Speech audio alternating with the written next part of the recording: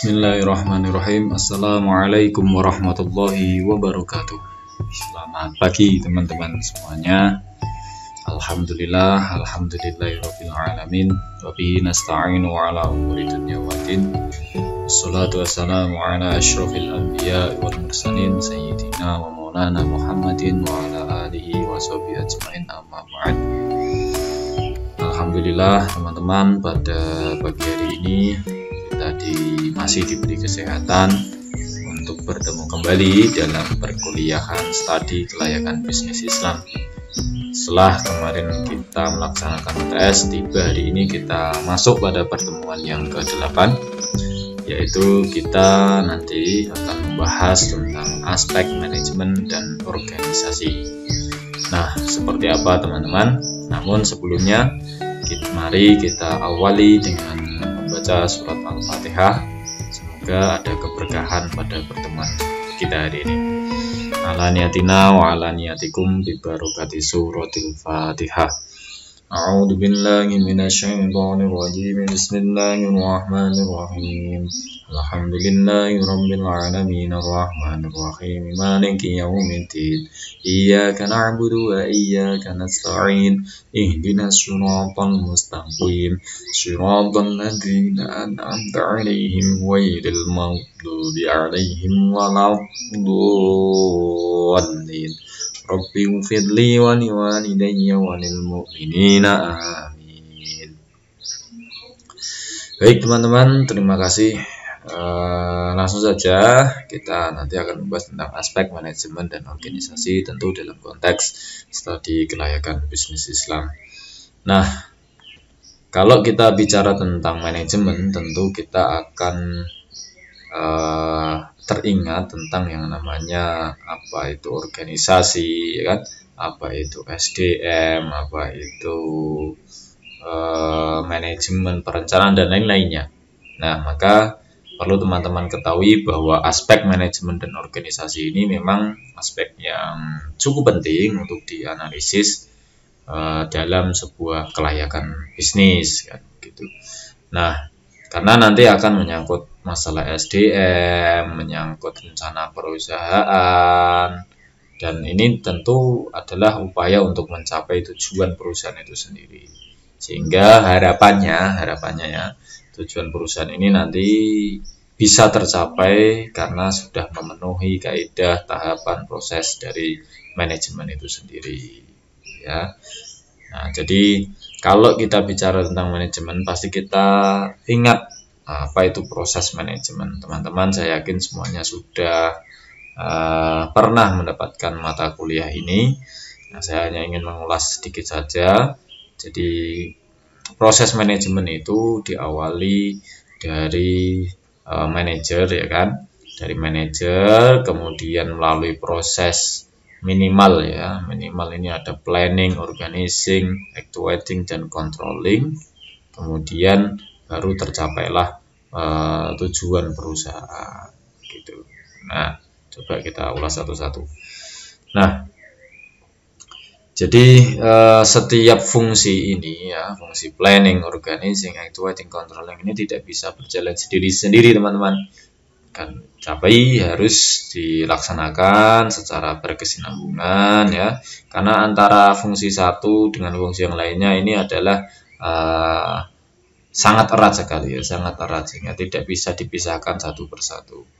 Maka ketika manajer, ya, mengatur perusahaan, ya, mengelola perusahaan, kemudian pasti akan melewati namanya fungsi-fungsi manajemen ini. Fungsi yang pertama adalah planning, ya.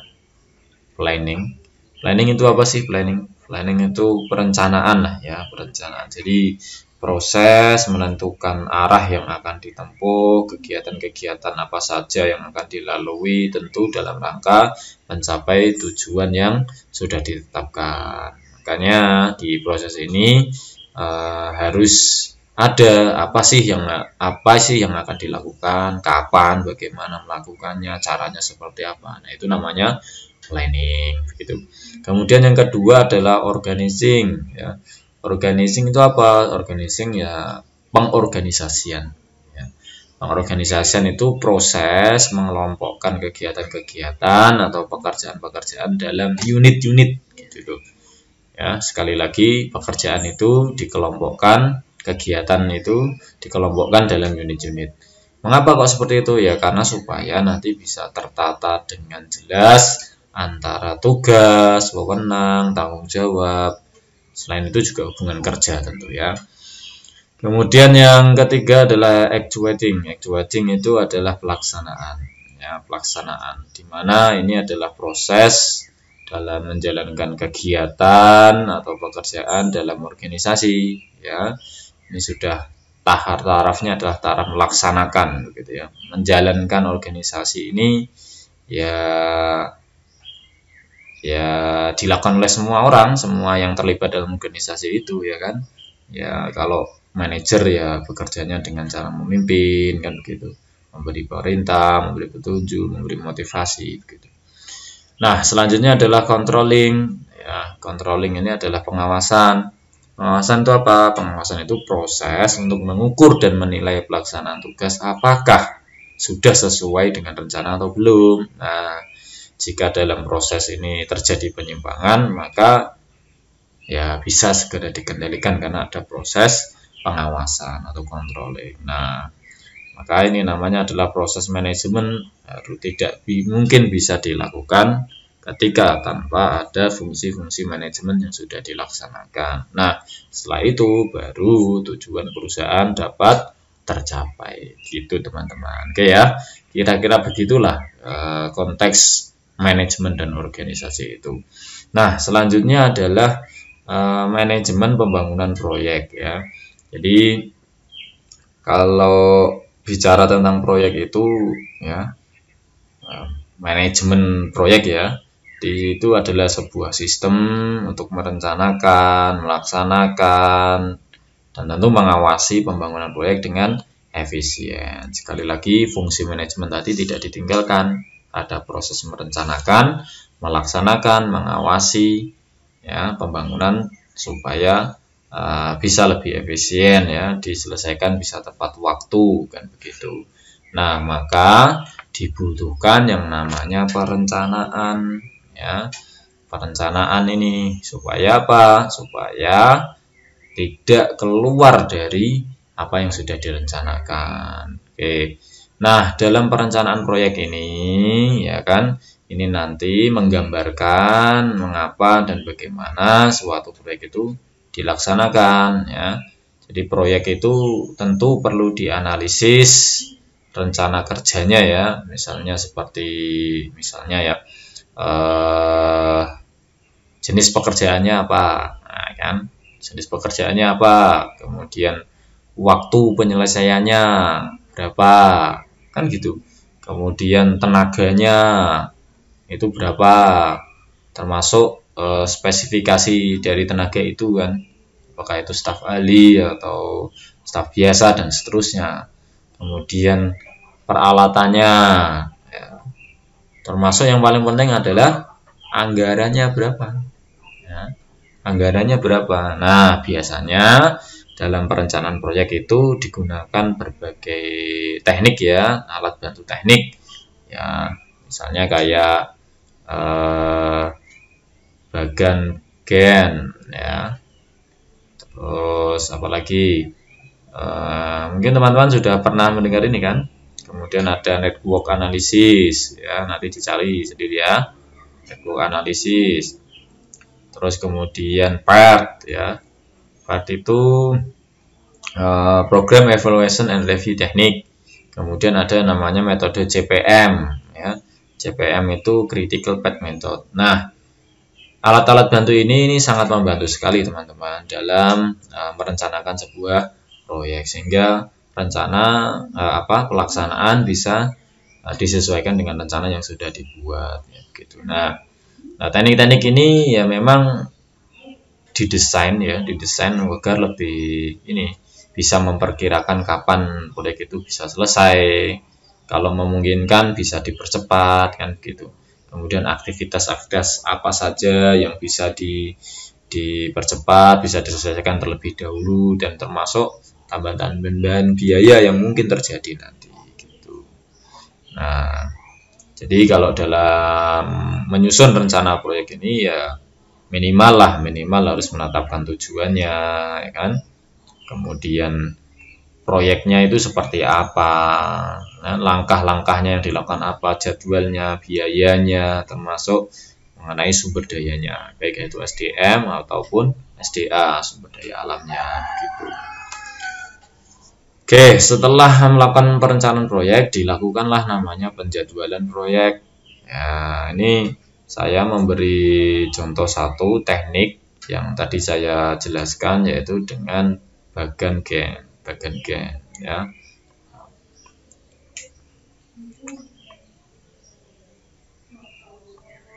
Nah, bagan Gantt ini adalah sebuah alat bantu yang sering sekali kita gunakan, ya.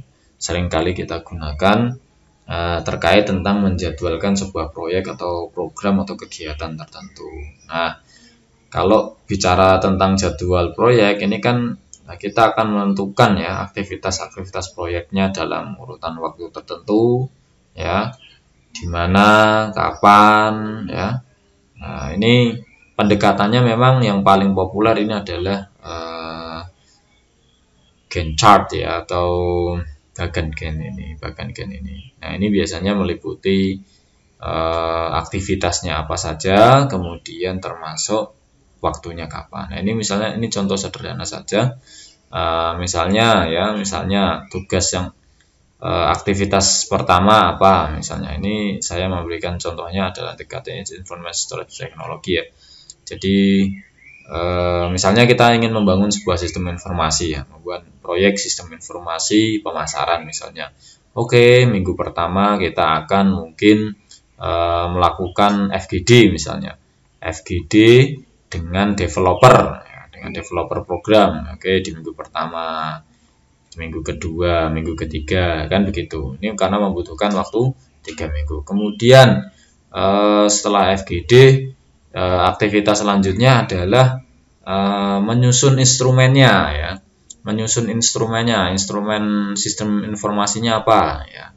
Nah, ini misalnya membutuhkan waktu 2,5 minggu. Oke, maka jadi dimulai dari minggu kedua, minggu ketiga, dan setengah minggu di minggu keempat, gitu. Terus kemudian misalnya di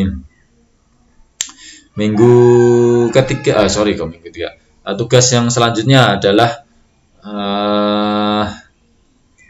pembangunan fitur, ya, misalnya pembangunan fitur dalam sistem informasi itu, ya, membutuhkan waktu berapa minggu, 2 minggu, misalnya dimulai di minggu kedua, minggu ketiga, misalnya gitu. Terus selanjutnya apa? Selanjutnya uji coba, misalnya uji coba ini dilakukan di 2,5 minggu di minggu ketiga, minggu keempat, dan setengah minggu kelima. Dan terakhir adalah misalnya pelaksanaannya, ya, pelaksanaannya, activatingnya, ya, pelaksanaan aplikasinya yang sudah jadi misalnya mulai di minggu ketiga, 4, 5, dan 6, dan seterusnya. Terus begitulah, ini namanya adalah bagan Gantt, teman-teman. Teman-teman biasanya kan kalau membuat penelitian, membuat kegiatan itu kan begitu kan, ya, ada target-targetnya. Nah, ini adalah contoh bagan Gantt, yaitu terkait tentang penjadwalan proyek. Kenapa kok seperti ini? Ya, karena nanti kalau proyek yang sudah terjadwal ini bisa menggambarkan hubungan dari setiap aktivitas dari keseluruhan proyek. Nah, ini buktinya seluruh aktivitasnya terdeteksi apa saja, kan begitu. Termasuk mana saja yang harus didahulukan, karena ini akan berkaitan dengan waktu, ya kan, dengan waktu. Ya kan, bisa memperkirakan waktunya, realistis begitu loh, realistis. Begitu. Oke, termasuk juga nanti juga bisa diperbaiki jadwalnya, kan gitu. Oke, selanjutnya adalah pengawasan proyek, teman-teman. Nah, prinsipnya, ya, proyek ketika sudah direncanakan, dijadwalkan, tentu ini butuh yang namanya pengawasan. Nah, kenapa? Karena ini untuk menjaga, ya, agar proyek ini bisa selesai tepat waktu. Kuncinya adalah di sini, bisa selesai tepat waktu. Ya. Karena ini penting sekali teman-teman. Proyek ini kalau sekali saja bergeser waktunya, ini tentu akan membutuhkan biaya tambahan lagi, gitu ya. Maka perlu dimonitoring sumber dayanya, ya, terus kemudian biayanya, kualitasnya, ya kan, termasuk anggarannya juga kan gitu. Maka ini semuanya perlu diawasi. Nah, maka salah satu contoh alatnya tadi yang saya sebutkan bagian gen, PET, CPM dan lain-lainnya. Gitu. Oke ya. Selanjutnya adalah terkait tentang manajemen sumber daya manusia. Nah, jadi gini teman-teman, kesiapan perusahaan yang berkaitan dengan manajemen sumber daya manusia ini tentu dimulai dari pengadaan tenaga kerjanya, gitu kan, kemudian penempatan jabatannya, ya, yang tentu ini disesuaikan dengan kegiatan perusahaan, begitu. Nah, biasanya manajemen sumber daya manusia ini, MSDM ini biasanya dijabarkan dalam fungsi manajerial, ya, sama seperti tadi, meliputi apa? Meliputi perencanaan, ya kan, pengorganisasian, ya kan, apa lagi, terus kemudian actuating, ya, pelaksanaan atau pengarahannya, ya, dan controlling, kan gitu. Ingat kan? Nah, semua ini tetap akan berkaitan dengan itu. Oke. Yang pertama adalah terkait tentang analisis jabatan. Ini masuk di dalam kategori perencanaan, ya, masih di perencanaan. Nah, jadi komponen yang penting dalam organisasi itu sebenarnya adalah pekerjaannya atau jabatannya itu apa. Karena apa? Karena dengan melihat kondisi perusahaan, antara perusahaan satu dan perusahaan lain ini memiliki tenaga yang nantinya akan berbeda-beda jenisnya, karena jenis pekerjaannya kan berbeda-beda, kan begitu, akan berbeda-beda. Maka kalau analisis jabatan ini bisa diartikan sih, ya, bisa diartikan sebagai suatu proses yang sistematis untuk mengumpulkan, menganalisis, ya, menyesuaikannya dengan jabatan-jabatan yang ada. Jadi jabatan ini tentu memuat keterangan yang lengkap, ya, jelas, ya, konsisten mengenai suatu jabatan, ya. Maka untuk menganalisis jabatan ini perlu mengidentifikasi hal-hal ini, misalnya seperti identitas jabatan itu sendiri, mau kayak apa, ya, mau kayak apa, jabatannya apa saja, kemudian termasuk juga fungsi dari jabatan itu sendiri, fungsi jabatannya apa. Nah, kalau lebih jelasnya adalah nanti diuraikan, ya, uraian tugasnya, ya, uraian tugasnya apa saja, kan gitu. Nah, wewenangnya juga sampai mana, ya, tanggung jawabnya, nah, termasuk juga hubungannya, ya, hubungan antara pekerjaan satu dengan pekerjaan yang lain, ya, hubungan kerjanya seperti apa, sehingga kita tahu nanti bahannya apa, alatnya apa, ya kan, mesin yang digunakannya apa, gitu, termasuk juga kondisi dari pekerjaan itu sendiri, ya. Ya. Maka biasanya yang namanya analisis jabatan atau job analysis ini akan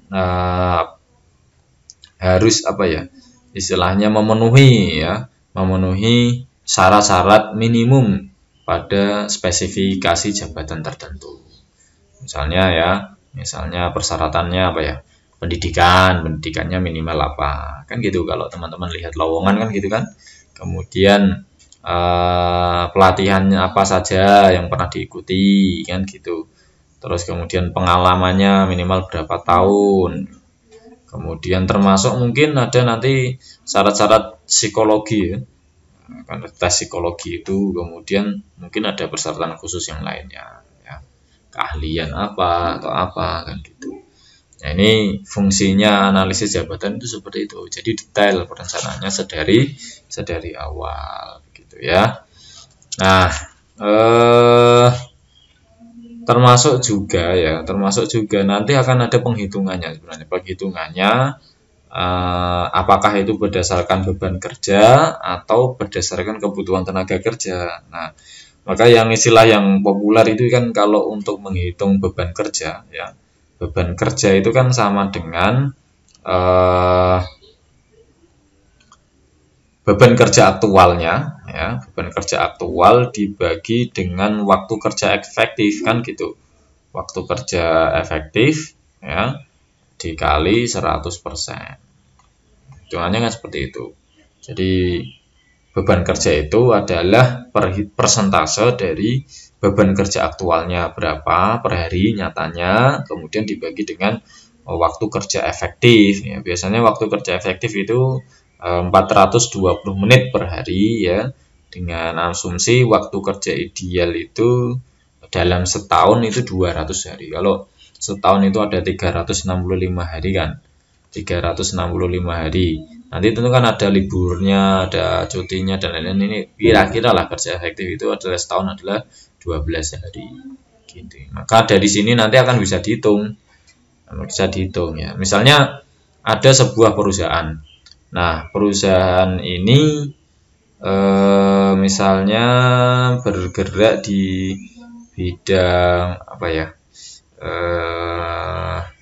Jahit lah misalnya begitu ya, perusahaan membuat baju begitu, garment ya.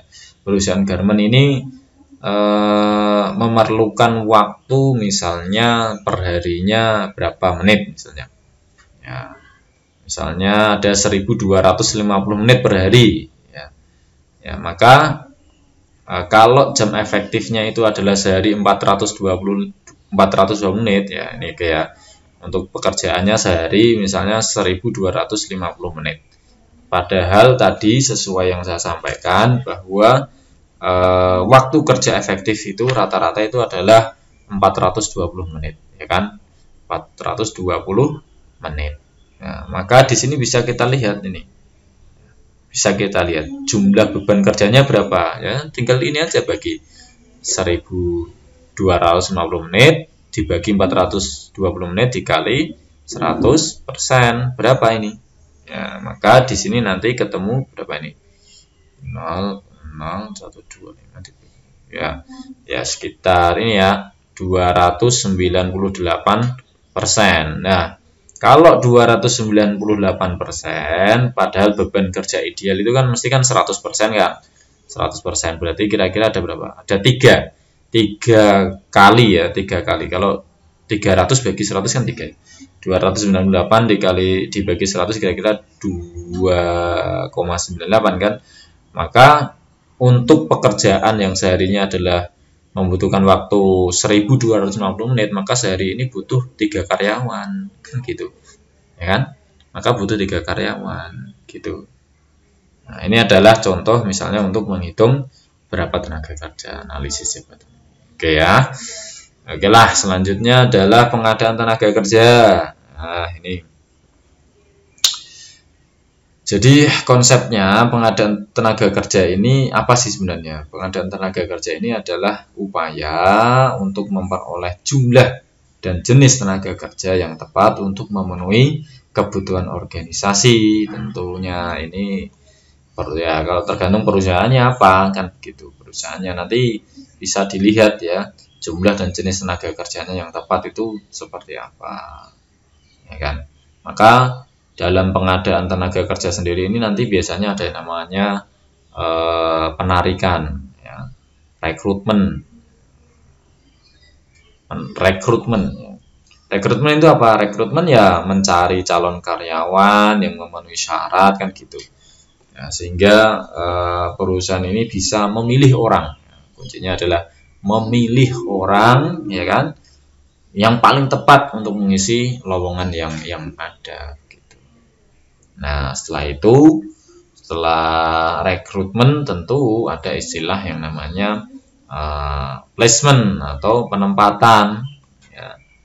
Nanti kalau sudah terpilih kan perlu ditempatkan di mana. Nah, maka ini nanti berkaitan dengan pencocokan ya.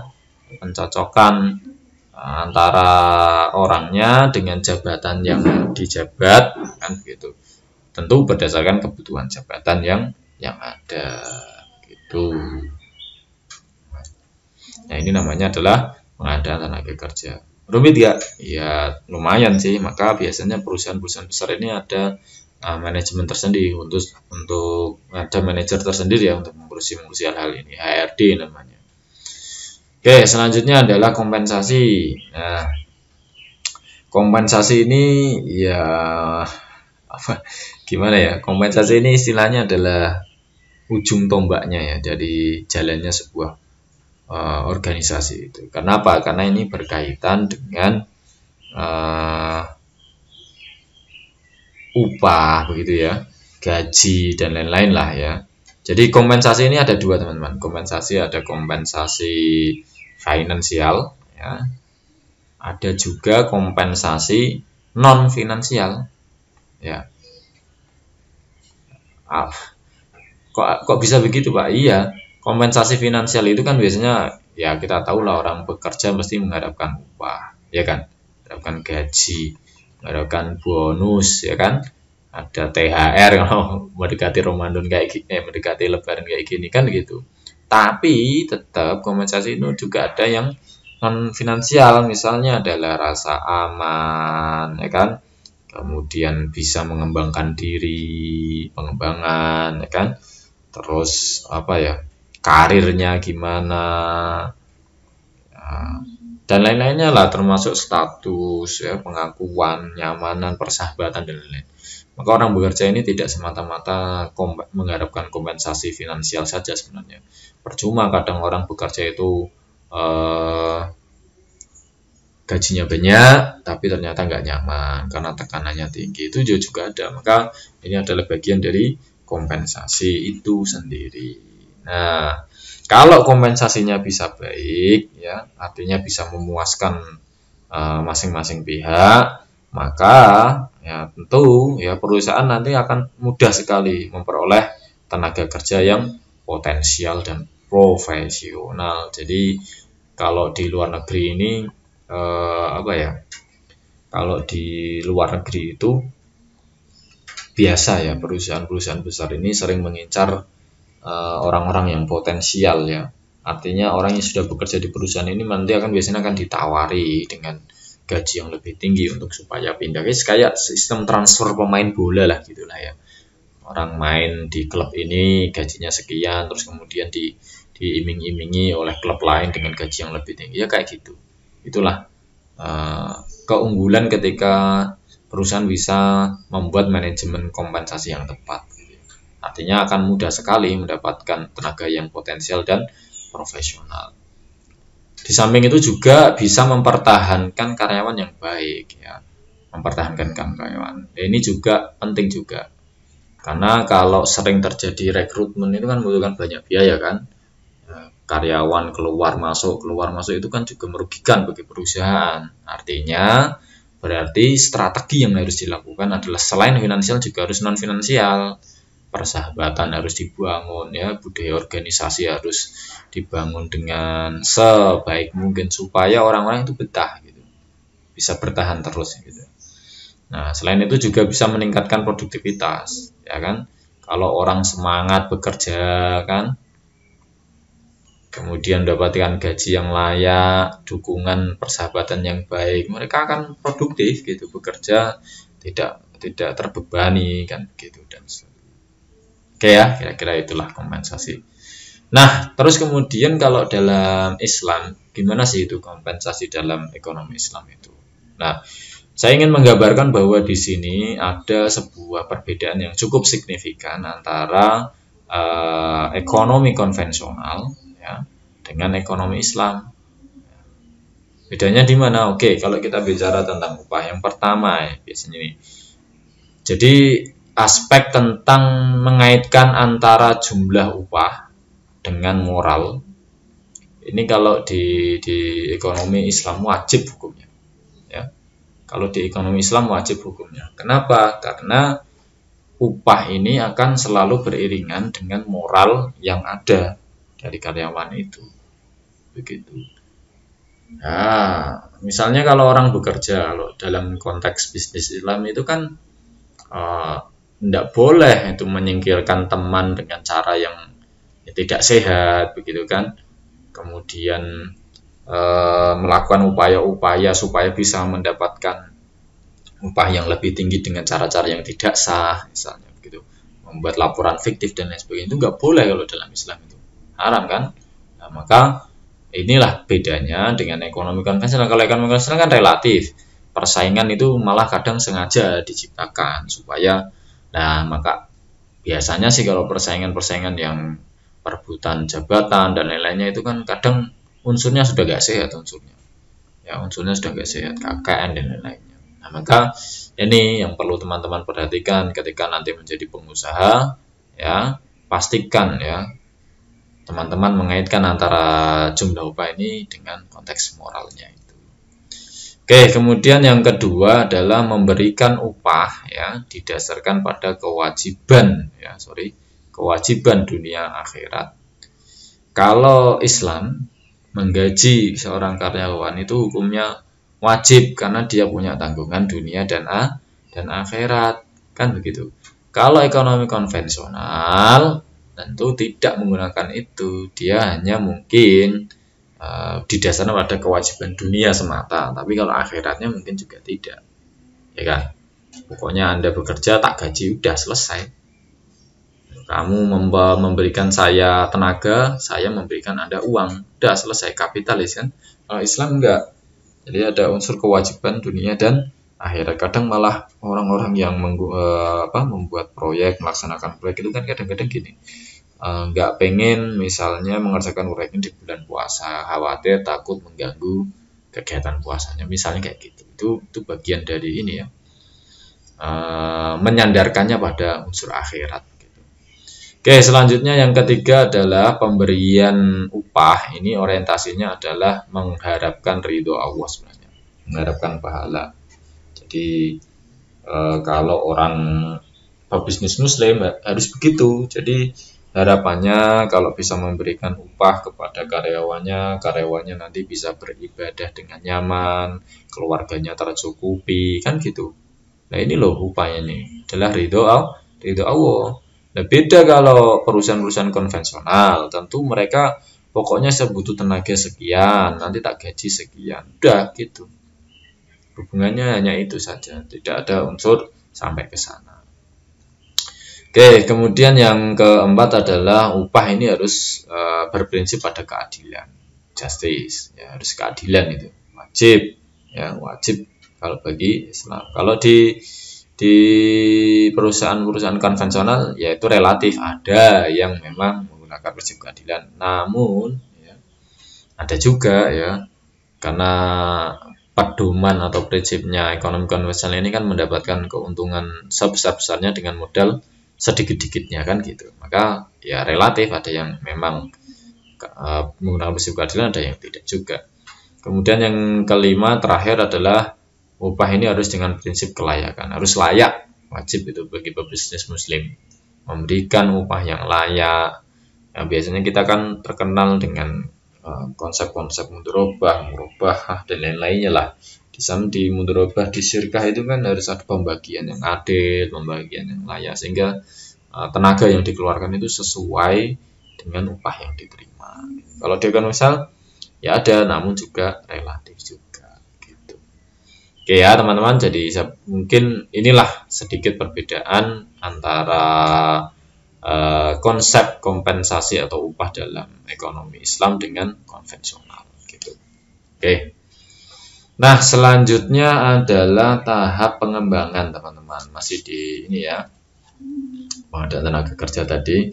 Nah, di pengembangan ini tujuan utamanya ya karir, teman-teman. Tujuan utamanya karir, ya. Orang itu kan nggak mungkin akan berada di bawah terus. Pasti, ya mereka harus berkembang dong. Nggak mungkin di bawah terus. Maka istilahnya mulai dari bawah ya nanti harus naik terus. Selama orang itu bisa potensial, ya harus naik, kan begitu. Nah, maka di pengembangan ini memang diupayakan ya bisa membantu karyawan ya menganalisis kemampuan dan minat mereka untuk menyesuaikan keinginan mereka untuk tumbuh dan berkembang bersama dengan kebutuhan organisasi. Maka di sini nanti ada penilaian prestasi kerja, ya kan? Apalagi banyaklah jadi nanti yang bisa dilihat. Nah, maka istilahnya ya harusnya memang harus berkembang, jangan sampai karyawan itu hanya dimanfaatkan tenaganya saja tanpa diberikan kesempatan karir gitu. Oke, selanjutnya adalah integrasi, teman-teman. Nah, integrasi ini sebenarnya adalah bagaimana sih pihak manajemen bisa merespon tentang berbagai keinginan karyawan. Ya, sekali lagi bagaimana manajemen merespon keinginan karyawan. Oke, teman-teman, kita mungkin kalau dengan mesin ya, bekerja dengan mesin, mungkin mesin tidak akan ini ya, tidak akan protes ya, paling misalnya kalau di forsir gitu ya lama-lama akan rusak gitu. Tapi kalau ini kan manusia, ya kan? Manusia ini kan memiliki naluri, memiliki akal, memiliki ini semuanya kan. Jadi maka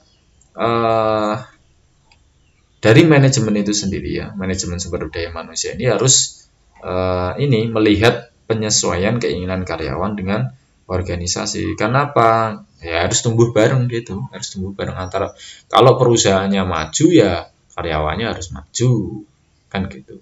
Kalau perusahaannya menurun ya berarti ya karyawannya harus menyesuaikan juga, artinya tidak terlalu menuntut tinggi. Jangan sampai karyawannya menuntut maju terus, tinggi terus kan gitu. Nah, maka biasanya dalam konteks integrasi ini ada istilah namanya serikat pekerja, teman-teman. Serikat pekerja. Nah, serikat pekerja ini bisa mempengaruhi kemampuan perusahaan dalam menentukan kebijakan ya. Misalnya ada masalah apa begitu kan, misalnya upahnya ternyata masih kurang, perlu upaya kenaikan upah. Tentu sekali lagi ya, namanya juga integrasi ya. Jadi menyesuaikan. Kalau perusahaannya turun, kalau tuntutannya tinggi ya tentu perusahaan nggak akan mampu kan begitu. Ya harus menyesuaikan. Ya, makanya ada upaya inilah, ada serikat pekerja. Bagaimana manajemen ini bisa merespon mereka. Kalau memang tidak mampu ya sampaikan saja apa adanya dan seterusnya. Gitu ya. Oke, selanjutnya adalah pemeliharaan, teman-teman. Nah, konteks pemeliharaan ini adalah seperti yang saya sampaikan tadi, bahwa bagaimana caranya agar karyawan itu tetap betah ya, tetap betah, kemudian merasa dihargai ya di perusahaan ya, sehingga mereka itu tidak akan mudah pindah dari perusahaan satu ke perusahaan yang lain gitu. Nah, ini penting sekali karena apa? Rekrutmen, sekali lagi, proses rekrutmen itu membutuhkan banyak biaya. Maka ketika sudah mendapatkan tenaga yang profesional, tenaga yang potensial ya harus dipertahankan sebaik mungkin. Ya, misalnya dengan pembinaan karyawan, ya kan, menggunakan komunikasi yang efektif, termasuk juga yang memelihara keselamatan dan kesehatan kerja karyawannya itu kan gitu ya. Nah, itulah konteks hubungan pemeliharaan. Terus kemudian yang terakhir yaitu adalah terkait tentang pemutusan hubungan kerja. Nah, ini juga penting juga. Apakah pemutusan hubungan kerja ini selalu bermakna negatif? Tidak, bisa bermakna positif juga. Lah, misalnya kalau ada ini karyawan yang sudah saatnya pensiun kan juga harus diperhitungkan bagaimana cara memutuskan hubungan kerja dengan baik, pensiunannya berapa dan seterusnya kan begitu.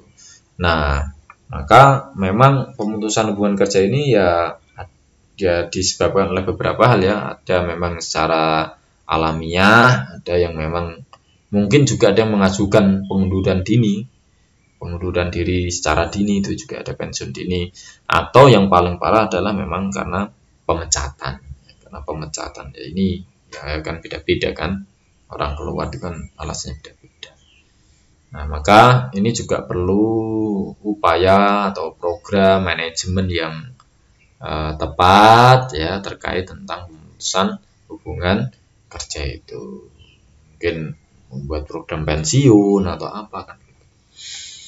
Oke teman-teman, nah selanjutnya adalah organisasi. Sekali lagi ini kan adalah aspek manajemen dan aspek organisasi. Saya yakin lah teman-teman kalau bicara tentang organisasi ya, bicara tentang organisasi saya yakin teman-teman ini sudah paham betul apa itu organisasi.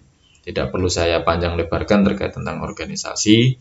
Jadi organisasi istilahnya adalah wadah lah ya, wadah untuk melaksanakan kegiatan yang sudah ditetapkan agar bisa tercapai tujuan yang sudah ditetapkan itu. Nah, maka organisasi ini bisa dilihat dari organisasi dipandang sebagai organisasi statis ya, namun juga bisa dipandang sebagai organisasi yang dinamis. Maksudnya statis itu apa? Jadi organisasi dilihat dari sudut pandang statis ya hanya sebagai wadah tempat kerjasama kan gitu, melaksanakan tugas sesuai tujuan yang sudah ditetapkan. Tapi kalau dilihat dari kata dinamis, sudut pandang dinamis berarti memang di situ ada proses kerjasama antara beberapa orang untuk mencapai tujuan. Nah, orang itu punya ide sendiri-sendiri. Setiap orang itu pasti punya ide sendiri-sendiri. Maka ini perlu dilakukan upaya kerjasama.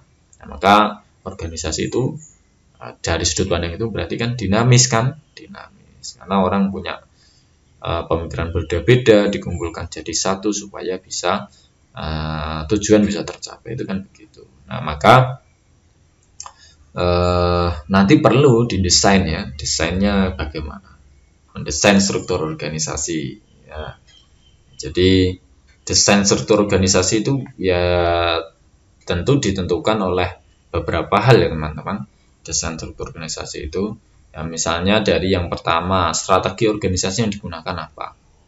Nah, ini penting ini ya, strategi organisasi.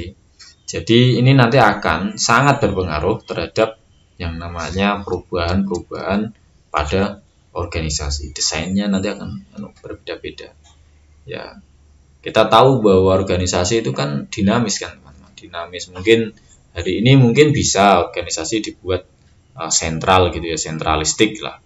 Bisa mungkin, tapi ke depan tentu kan zaman yang apalagi zaman-zaman seperti ini, zaman-zaman digital, era digital ini sudah nggak bisa lagi nih.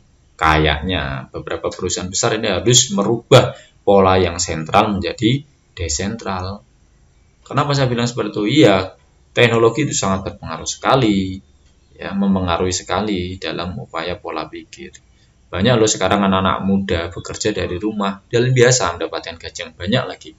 Nah, ini kan kalau harus sentralistik, harus ke kantor bawa dasi kan gitu, itu kan juga dapat juga. Untuk tipe-tipe pekerjaannya seperti itu loh. Nah, maka kalau zaman dulu kita nonton film itu kan orang bekerja sinetron itu kan wah pakai jas, pakai dasi, bekerja pakai sepatu. Nah, sekarang enggak, bisa bekerja dari rumah. ya kan. Nah, maka strategi organisasi ini akan sangat berpengaruh sekali terhadap struktur organisasi yang akan dibuat gitu. Terus kemudian yang kedua adalah lingkungan, teman. Lingkungan ini juga sangat-sangat berpengaruh ya. Tergantung lingkungannya. Kalau lingkungannya stabil ya, mungkin ini akan sedikit sekali ya ada perubahan kan ya. Jadi misalnya perusahaan membuat produk ini mungkin nggak sering-sering banget lah ganti-ganti modifikasi dan seterusnya, nggak sering-sering banget. Tapi kalau yang lingkungannya itu lingkungan yang berubah ya, di mana biasanya inovasi ini terus terjadi ya di setiap produk, pasar, dan teknologi. Wah, ini berarti ya harus menyesuaikan juga struktur organisasinya, karena organisasinya adalah bersifat disruptif, ya, berubah-ubah, tidak bisa ditebak gitu. Nah, ini jadi jangan heran kalau ada PHK secara cepat ya, karena teknologi yang terus berubah. Ya, ini lingkungan ini. Ada juga malah lingkungannya itu bergejolak. Maksudnya bergejolak gimana? Jadi lingkungan bergejolak ini adalah lingkungan di mana perubahan ini sangat-sangat cepat ya. Pesaing itu terus datang silih berganti, tak terduga masuk pasar ya. Kemudian misalnya regulasi-regulasi pemerintah juga sering berubah. Kemudian kemajuan teknologi ini berubah drastis. Sebenarnya COVID akhir-akhir ini sudah menunjukkan bahwa kekuatan eksternal ya, lingkungan khususnya di dunia kesehatan ini akan merubah cepat sekali dengan gaya-gaya struktur organisasi yang ada di Indonesia, ya kan? Ada istilah bekerja dari rumah, WFH, ada istilahnya. Ini kan akan merubah pola struktur organisasi yang dibuat. Gitu. Yang awalnya misalnya tidak membutuhkan staf, akhirnya membutuhkan staf. Misalnya staf teknologi informasi, misalnya gitu. Kan itu juga ini sangat berpengaruh sekali. Oke ya. Oke, selanjutnya adalah teknologi. Teknologi ini sudah saya sering sebut dari awal sampai ini lah ya. Sampai pembahasan ini. Teknologi ini memang luar biasa, sangat kompleks gitu ya. Kalau perusahaannya semakin besar ya, semakin tinggi kompleksitas teknologinya, maka ini juga akan membutuhkan staf administratif, staf-staf yang teknis lah. Ini akan membutuhkan lebih banyak. Nah, ini saya pikir mutlak lah untuk teknologi pasti ya, ini akan mempengaruhi struktur organisasi yang ada. Kemudian individu yang terlibat. Nah, ini jadi orang itu kan memiliki pengalaman yang berbeda-beda, memiliki sikap yang berbeda-beda, juga memiliki peran yang berbeda-beda dalam sebuah perusahaan itu. Nah, maka nilai-nilai manajerial ini menjadi faktor penting dalam penentuan strategi organisasi ya. Ada orang yang memang punya pendidikan, riwayat latar belakang yang berbeda, kemudian mungkin juga punya pengalaman yang beda. Kalau orang sudah biasa misalnya bekerja di Jakarta, kemudian bekerja di Jawa, mungkin akan merasa mudah. Tapi orang yang mohon maaf ya, misalnya bekerjanya di perusahaan-perusahaan kecil di daerah-daerah, kemudian tiba-tiba bekerja di kota, mereka akan keberatan ya dengan daya tekan ya, tekanan-tekanan itu kan akan mereka belum tentu kuat. Nah, maka struktur organisasi ini dipengaruhi hal-hal semacam ini ya, begitu. Oke teman-teman, oke selanjutnya adalah elemen-elemen dalam organisasi. Ini elemen-elemen umum ya, minimal lah dalam organisasi ini harus ada ini. Yang pertama adalah the operating core. The operating core ini adalah jadi pegawai ya, ini melaksanakan pekerjaan dasar yang berhubungan dengan produksi barang dan jasa. Ini istilahnya tenaga kerja utama lah menurut saya ini. Ya, jadi di proses produksi ya kan, pembuatan barang dan jasa ini istilahnya adalah elemen the operating core. Nah, kemudian yang kedua adalah the strategic aspect. Apa itu? Jadi ini adalah manajer tingkat puncak ya, yang biasanya nanti diberi tanggung jawab secara keseluruhan untuk organisasi. Jadi ini lebih ke manajer, ya, manajer puncak lah gitu ya. Terus kemudian ada juga the middle line. The middle line itu apa? The middle line ini adalah manajer yang menjadi penghubung antara the operating core dan the strategic aspect. Lah di sini letaknya middle ini, di tengah-tengah ya, tengah-tengah. Jadi artinya di sini adalah dia memang manajer yang menjadi penghubung antara bos tertinggi dengan bawahan gitu. Kemudian ada the technostructure. The technostructure ini adalah para analis yang memiliki tanggung jawab untuk melaksanakan bentuk standarisasi tertentu dalam organisasi. Dia lebih sifatnya mengontrol ya, lebih mengontrol. Kemudian ada lagi the support staff. Nah, ini staff yang memang diisi ya oleh beberapa orang yang nantinya akan menjadi apa ya, pembantu mendukung secara tidak langsung kepada organisasi begitu. Ya minimal inilah ada 5 hal ini dalam elemen dalam organisasi umum ya. Nanti kalau semakin kompleks tentu akan semakin kompleks juga. Oke teman-teman ya, itulah ya. Nah, terus gimana ini caranya, cara merancang sebuah struktur organisasi gitu ya. Jadi tentu ada beberapa langkah ya untuk merancang sebuah struktur organisasi itu. Yang pertama adalah tentu harus mempertimbangkan dulu. Jadi langkah yang pertama itu tentu harus mempertimbangkan rencana-rencana dan tujuan-tujuan yang ingin dicapai itu apa. Misalnya dengan menentukan visi misi dulu.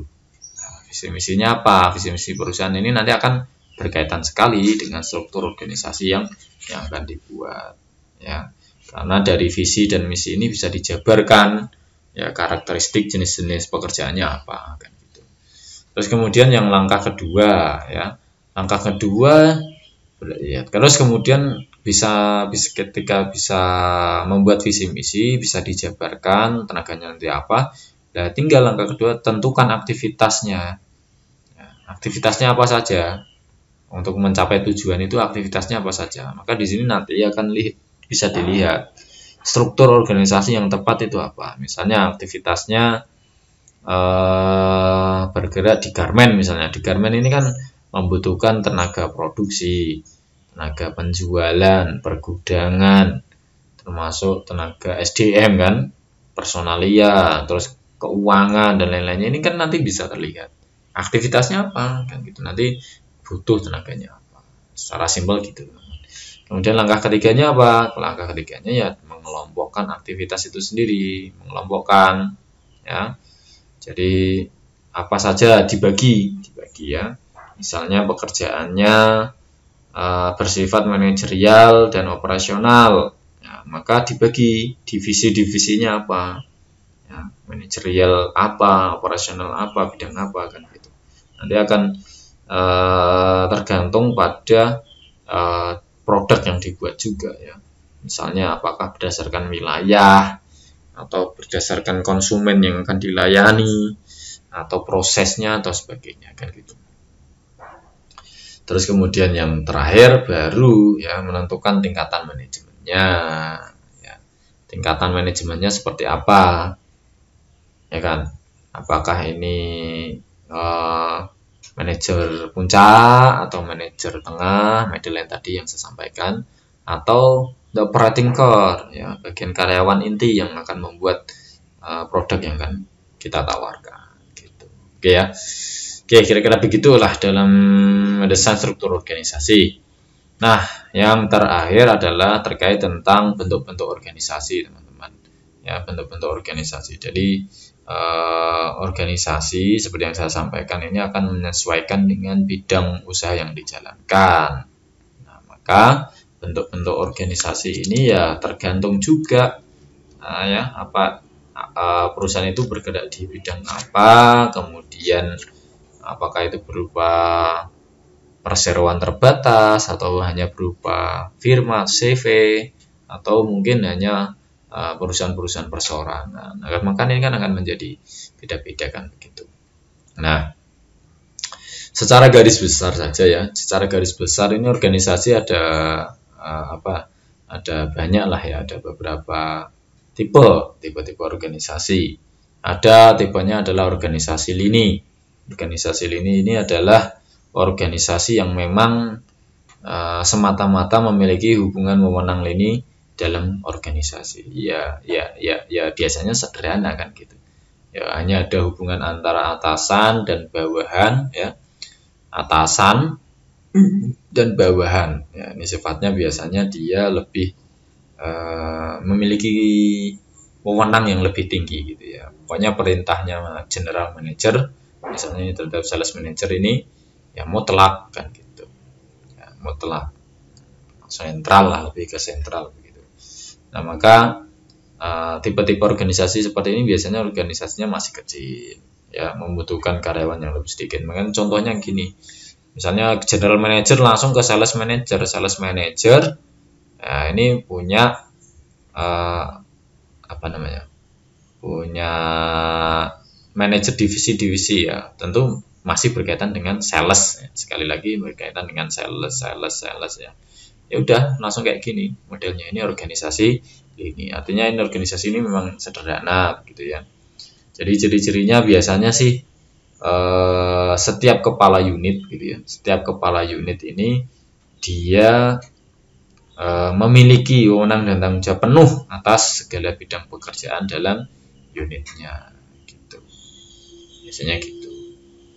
Ya, coba supaya lebih paham nanti kita akan bedakan dengan organisasi yang lain.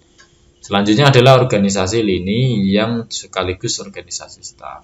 Nah, di sini misalnya teman-teman bisa melihat ada manajer kantor. Mungkin teman-teman di semester 1 sudah dapat ini ya mata kuliah. Kemudian manajer kantor punya ya, bawahan yang mengurusi bidang persuratan, kemudian humas protokol, kemudian di bidang penerbitan misalnya. Lah, untuk menjembatani ya garis wewenangnya manajer kantor manajer kantor ke persuratan, ke humas, ke penerbitan, ini dibutuhkan yang namanya staf. Ya, makanya ini namanya organisasi lini dan staf. Stafnya tugasnya apa? Ya ini membantu. Ya, dia membantu hubungan antara komunikasi antara manajer di atas dengan manajer tengahnya. Termasuk kadang di sini juga ada stafnya lagi di sini kadang. Ya, di sini kadang ada stafnya. Ya, jadi stafnya tidak hanya antara manajer puncak ke manajer tengah, tapi juga dia manajer tengah ke bagian karyawan atau bagian bidang-bidang itu juga ada stafnya juga. Ya, jadi koordinasinya ini memang ini ya ada penengahnya gitu ya, ada penengahnya. Jadi biasanya organisasinya kalau model kayak ini sudah kompleks, sudah karyawannya sudah banyak ya. Jadi hubungan antara atasan dan bawahan ini tidak bersifat langsung. Kadang harus melalui stafnya dulu kan gitu. Ya memang gitu gaya organisasinya memang seperti itu. Dan itu akan lebih membantu juga bagi perusahaan besar itu supaya tidak apa-apa itu langsung laporannya ke perusahaan, ke direktur utama kan nggak mungkin kan, maka butuh yang namanya staf. Oke, kemudian yang terakhir adalah organisasi fungsional. Nah, ini kalau organisasi fungsional teman-teman bisa melihat perbedaannya di sini. Nah, ini ada direktur, kemudian dia punya bawahan manajer tersendiri, ada manajer pemasaran, manajer keuangan, manajer produksi, manajer personalia. Lah, setiap manajer pemasaran, keuangan, produksi, dan manajer personalia ini masing-masing akan melaksanakan atau mengurusi karyawan ya di proyek 1, proyek 2, proyek 3, proyek A, B, dan C. Sehingga orang-orang ini, manajer pemasaran, manajer keuangan, asuransi, manajer akan semuanya terlibat di proyek pertama maupun proyek kedua maupun proyek ketiga. Inilah ciri-ciri organisasi fungsional. Ya, jadi disusun berdasarkan sifat dan macam-macam fungsinya. Bisa jadi ini tidak berupa proyek ya, misalnya ini karyawan.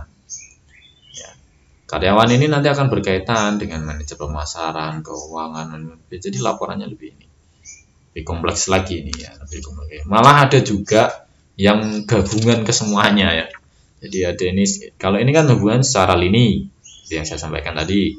Ya, ini nanti ada lagi misalnya di sini ada stafnya, staf yang menghubungkan antara para manajer ke direktur.